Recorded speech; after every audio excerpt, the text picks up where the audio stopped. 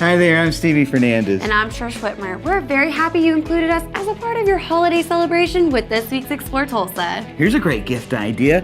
Dance lessons, swing dance lessons. We should do it, Trish. Whoa, Fred Astaire. Let's start by listening in to former Tulsa World columnist and host of 89.5 FM, Swing on This.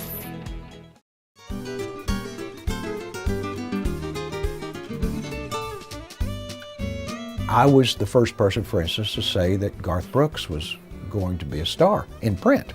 And he's acknowledged that, and he's just been a real sweetheart about acknowledging that. And the others that came up, they were coming up. Vince Gill was kind of coming up as when I was writing about.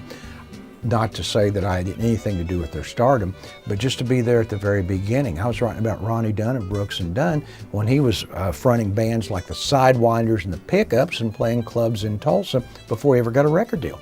So yeah, and plus I've been able to write books with people like Jim Halsey. Well, there's nobody like Jim Halsey, but been able to write a couple of books with Jim about the music business.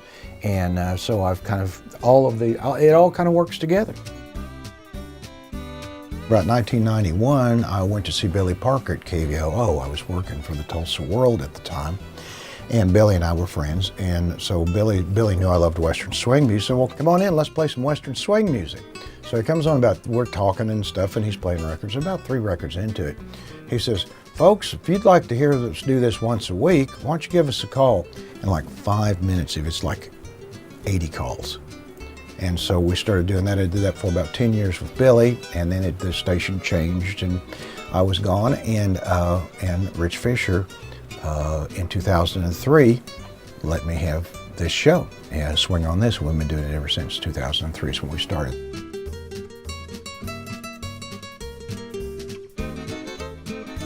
Radio meant a lot more. It's kind of like movies. It's kind of like other things. It meant a lot more than it does to today's generation because they're just sort of bombarded with media.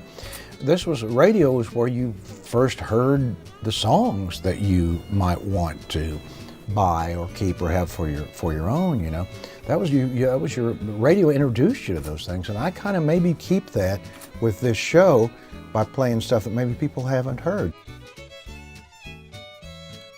Oh, I was a comic book fan, collector when I was growing up, and there was a big boom in the 1980s with direct sales because of the way comics were sold through comic shops, and all of this created this big boom in black and white comics. And Terry Tidwell and Terry was trying to break into the comics business, and so we started working on some stuff together. That's when we sold the Twilight Adventure and the Miracle Squad, and had a nice run with both those titles, and I did some other stuff as well, and so did he. Plan 9 from Outer Space, that's when all that stuff was going on with Ed Wood, the Ed Wood movie. And he was sort of rediscovered, and Malibu Graphics, who published Twilight Avenger and some other stuff of ours, the people out there asked if I would do that script because they knew that I knew quite a little bit about movies. I was a horror movie fan, had written a lot about horror movies.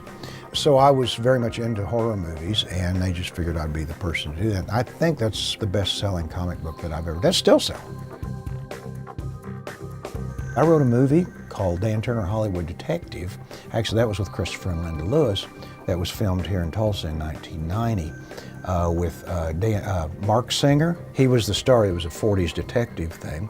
He was a star of it. We had Clu Gulager, and we had Tracy Scoggins, who was on Dynasty at the time, and a bunch of really good people in it. Oh, what the hell is that now? What is it? What's going on? What's going on here now, Turner? Maisie's dead.